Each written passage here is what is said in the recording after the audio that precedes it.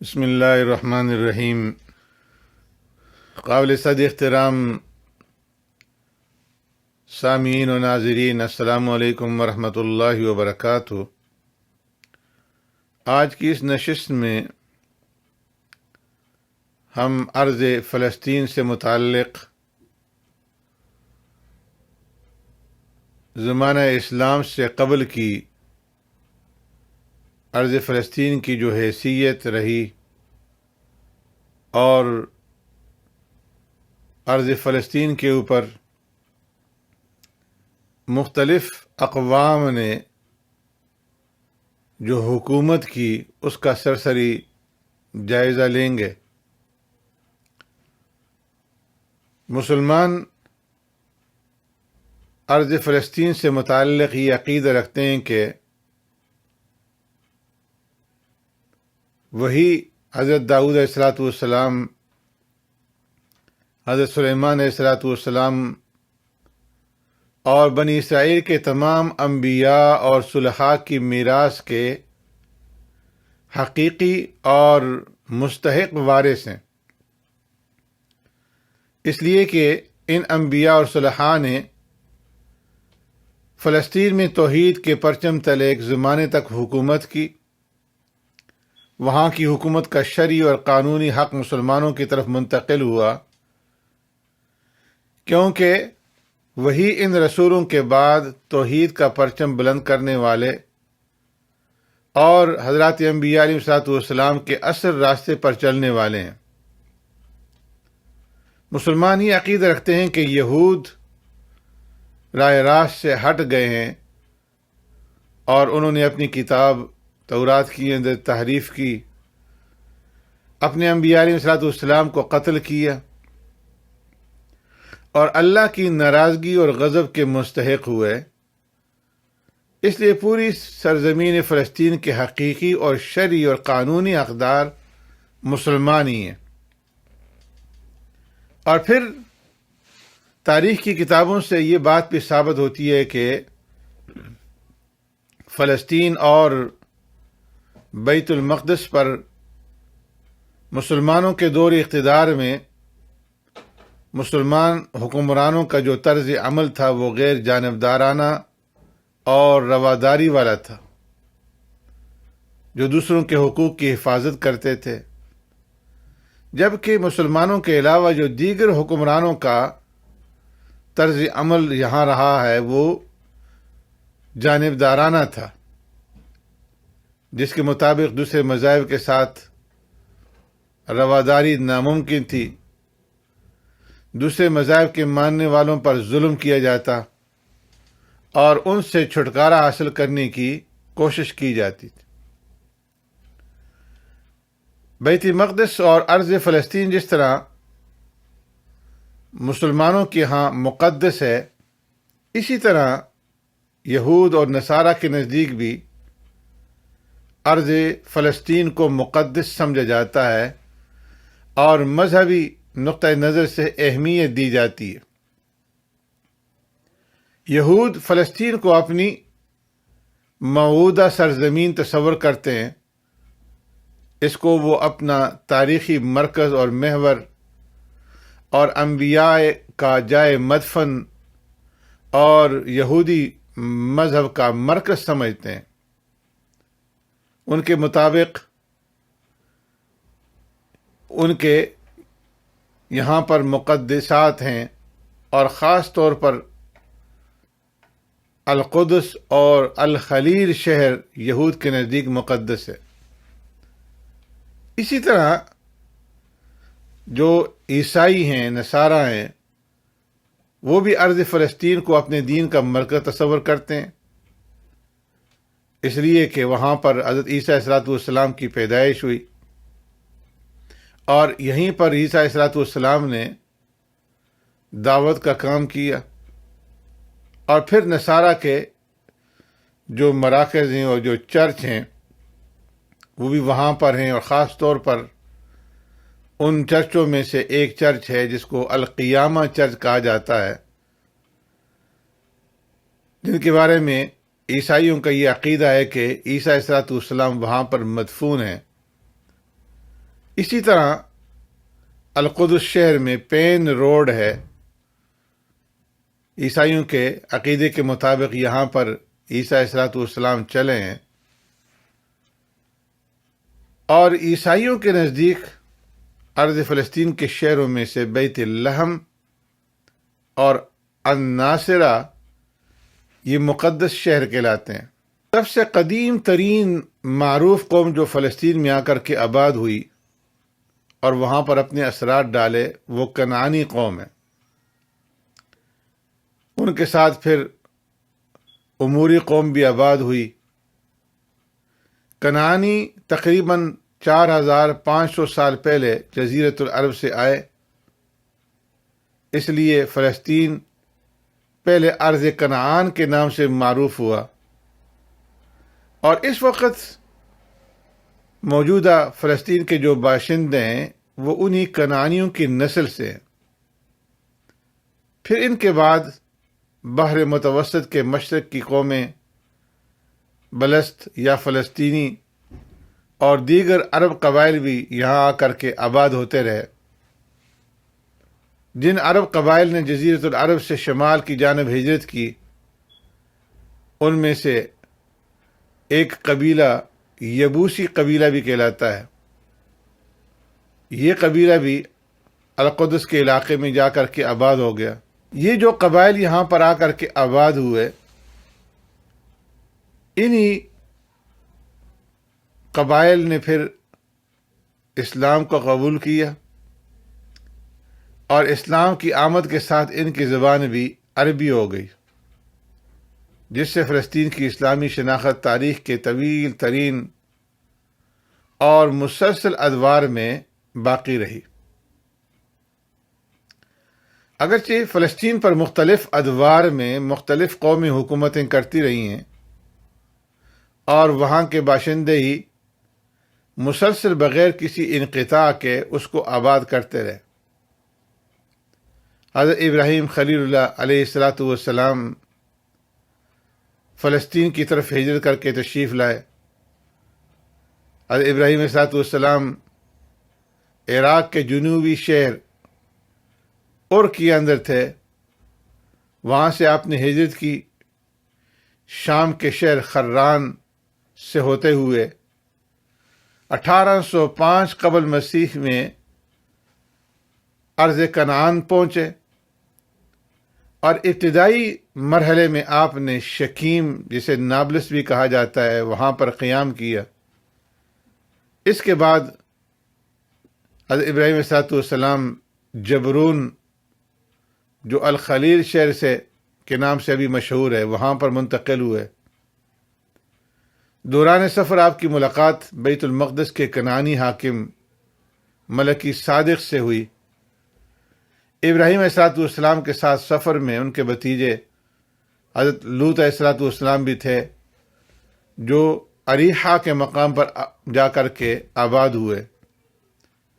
ابراہیم علیہ السلام اور آپ کی زوجہ حضرت سارہ رضی اللہ تعالیٰ عنہ اور ان کے بیٹے حضرت اسحاق علیہ السلام کی وفات الخلیل شہر کے اندر ہوئی. 12ویں صدی قبل مسیح میں بنی اسرائیل یوشع بن نون کی قیادت میں فلسطین کے اندر داخل ہوئے. کنعانیوں اور فلسطینیوں کے ساتھ ان کی جنگ ہوئی، اور 11ویں صدی قبل مسیح کے آخری تہائی میں شاول بن قیس جسے طالوت کہا گیا، اس نے بنی اسرائیل کی قیادت سنبھالی اور فلسطینیوں سے جنگ کی جن کی قیادت جالوت کر رہا تھا.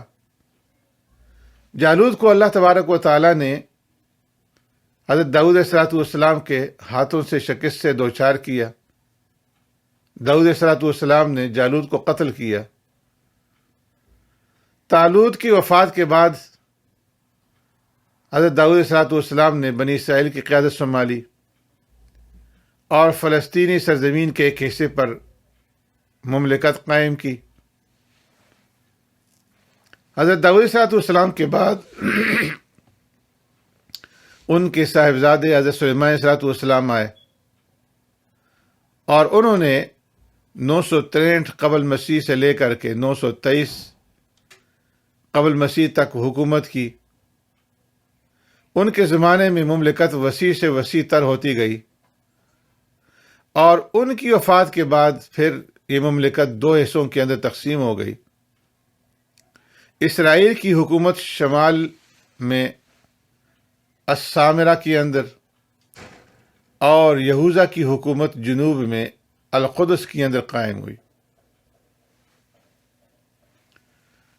شاہ مصر شیشنق نے یہوذا کی مملکت پر 920 قبل مسیح میں حملہ کیا اور اس پر قبضہ کر کے اس وقت سے اس کو مملکت مصر کے تابع کر دیا۔ پھر سن 721 قبل مسیح میں آشوریوں نے اسرائیل اور یہوذا دونوں کی مملکت کے اوپر حملہ کیا اور ان پر قبضہ کر کے ان کے اوپر جزیہ عائد کر دیا۔ اسرائیل نے بغاوت کی کوشش کی، لیکن آشوریوں نے طاقت کے ساتھ بغاوت کو کچل دیا اور وہاں کے اکثر باشندوں کو قیدی بنا کر کے عراق لے گئے۔ اس کے بعد بخت نصر کلدانی نے 597 قبل مسیح میں فلسطین کے اوپر حملہ کیا اور یہوذا کے دارالسلطنت القدس پر قبضہ کر لیا۔ بادشاہ، اس کے خاندان، اس کے امراء کو قیدی بنا کر کے عراق لے گیا اور القدس میں اپنی جانب سے اس نے نیا بادشاہ مقرر کر دیا۔ پھر 586 قبل مسیح میں یہود کے باقی ماندہ لوگوں نے بابل، جو عراق کہلاتا تھا، بابل کے بادشاہ کے خلاف فلسطین میں بغاوت کی کوشش کی۔ بخت نصر نے دوبارہ فلسطین پر حملہ کر دیا۔ اس مرتبہ اس نے القدس کی اینٹ سے اینٹ بجا دی اور عربی کنعانی فلسطین عراق کے تابع ہو گیا، جو شام اور جزیرۃ العرب کے عرب مہاجرین کی پناہ گاہ بن گیا۔ آشوریوں اور کلدانیوں کے مسلسل حملوں کی وجہ سے فلسطین میں یہود کی حکومت بالکل ختم ہو گئی، جبکہ 4 صدیوں تک ان کی حکومت برقرار رہی تھی، جو اختلافات، جنگوں اور اضطرابات اور انتشار سے بھرپور رہی۔ فلسطینی تاریخ کے ادوار میں سے یہ دور اہم سمجھا جاتا ہے، کیونکہ اس دور کو یہودی اپنے اس دعویٰ کے لیے بنیاد بناتے ہیں کہ وہ فلسطین کے سب سے زیادہ حقدار ہیں، اس لیے فلسطین کو وہ ارض میعاد کہتے ہیں۔ پھر فلسطین کے اوپر فارسیوں کا دور حکومت شروع ہوتا ہے۔ فارسی ایرانی 539 قبل مسیح میں فلسطین پر حملہ کرتے ہیں اور بابل عراق پر قبضہ کرنے کے بعد فلسطین پر بھی قبضہ کر لیتے ہیں، اور فلسطین مسلسل 2 صدیوں تک فارسی اور ایرانی حکومت کے تابع رہتا ہے۔ انہی کے عہدی حکومت میں یہوذا قبیلے کے باقی ماندہ لوگ ایرانی بادشاہ قورش ثانی کی مدد سے القدس واپس آ جاتے ہیں۔ قورش کا خیال تھا کہ فلسطین میں یہود کی موجودگی سے فرعونہ مصر کی تائید کرنے والے باشندوں میں توازن پیدا ہوگا، لہذا احسان شناسی کے طور پر یہود نے بابلیوں کے خلاف اس کی مدد کی، اور یہ بھی کہا جاتا ہے کہ اس کی بیوی یہودیہ تھی، اور اسی نے اس کو فلسطین میں یہودیوں کو دوبارہ آباد کرنے پر آمادہ کیا۔ ایرانیوں پر سکندر اعظم کی فتح 4 صدی قبل مسیح کے اہم ترین واقعات میں شمار کی جاتی ہے، اس لیے کہ اس نے شام، غزہ اور القدس پر قبضہ کیا، اور ان سب کو 332 قبل مسیح میں یونانی سلطنت کے اندر ضم کر دیا۔ اس کے وفات کے بعد اس کی جو سلطنت تھی وہ اس کے جرنیلوں میں تقسیم ہو گئی. فلسطین جنرل انتیخوس کے کنٹرول میں تھا، جس کو 321 قبل مسیح میں بطالمہ نے غزہ میں شکست دی تھی. اس وقت سے فلسطین سن 198 قبل مسیح میں انتیخوس ثالث کی شام میں حکومت کے تابع ہو گیا. اس کے بعد فلسطین مکابین اور انباط جیسی متعدد حکومتوں کے ذریعے خطرناک جنگوں کا میدان بنا رہا اور ان کی دارالسلطنت البترا کے تابع رہا، یہاں تک کہ رومیوں نے اس کے اوپر قبضہ کر لیا. رومیوں نے فلسطین پر جب قبضہ کیا، اس کو پہلی رومی سلطنت میں شامل کر کے روم کے تابع بنا دیا. اس کے بعد پھر 7ویں صدی کے نصف تک بیزنطینی سلطنت کے تابع کر دیا. پھر جب عرب مسلمانوں نے اس کو فتح کیا تو وہ عربی سلطنت کا ایک اہم جز بن گیا.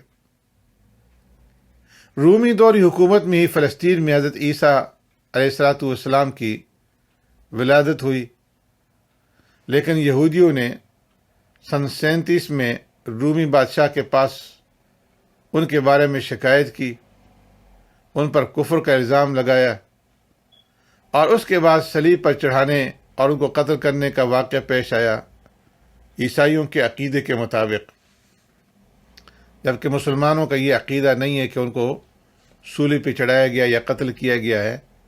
مسلمانوں کا عقیدہ یہ ہے کہ اللہ تبارک و تعالیٰ نے ان کو زندہ صحیح سلامت آسمانوں پر اٹھایا ہے اور قرب قیامت میں ان کا دوبارہ نزول ہوگا اور وہ دجال کو قتل کریں گے.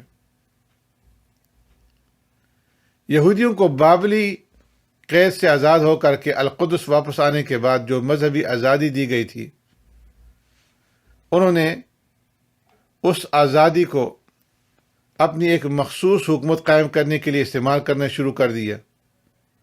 لیکن رومی بادشاہ تیتس نے عرب ممالک کے باشندوں کی مدد سے سن 71 میں ان پر حملہ کیا اور القدس پر قبضہ کر لیا. اور اس سے پہلے کہ یہود شام، مصر اور دیگر عرب ممالک کی جانب بھاگتے، ان کی ایک بڑی تعداد کو قتل کر دیا. فلسطین میں یہودی حکومت قائم کرنے کی آخری کوشش 135 میں ہوئی، جبکہ یہودی خاخامات میں سے ایک بارخوخبا نامی خاخام نے بغاوت کی قیادت شروع کی. اس کے نتیجے میں رومی بادشاہ حادریان نے ان پر حملہ کر دیا اور القدس میں یہودی علاقے پر قبضہ کر کے اس کو تباہ کر دیا اور اس جگہ ایک نیا شہر بسایا جس میں یہودیوں کا داخلہ ممنوع قرار دیا. اس واقعے کے بعد یہود نے فلسطین میں کبھی کسی بغاوت کی کوشش نہیں کی، یہاں تک کہ 20ویں صدی کا زمانہ آ گیا جس کے وسط میں اسرائیلی ریاست کا قیام عمل میں لایا گیا، جبکہ بخت نصر کے ذریعے سے 586 قبل مسیح میں ان کی حکومت کے خاتمے کو اب تک 2000 سال سے زائد گزر چکے تھے. تو یہ ارض فلسطین کے اندر زمانہ اسلام سے قبل جن لوگوں نے حملے کیے اور جن لوگوں نے حکومتیں قائم کی، اس کا تذکرہ میں نے اختصار کے ساتھ آپ کے سامنے پیش کی ہے. خلاصے کے طور پر زمانہ اسلام سے قبل ارض فلسطین پر حکومت کرنے والی مختلف قوموں کے جو دور اقتدار رہے ہیں، اس کے مطابق بنی اسرائیل کی حکومت ارض فلسطین پر 418 سال رہی، عراقی حکومت ارض فلسطین پر 47 سال رہی، ایرانی اور فارسی حکومت 207 سال تک قائم رہی.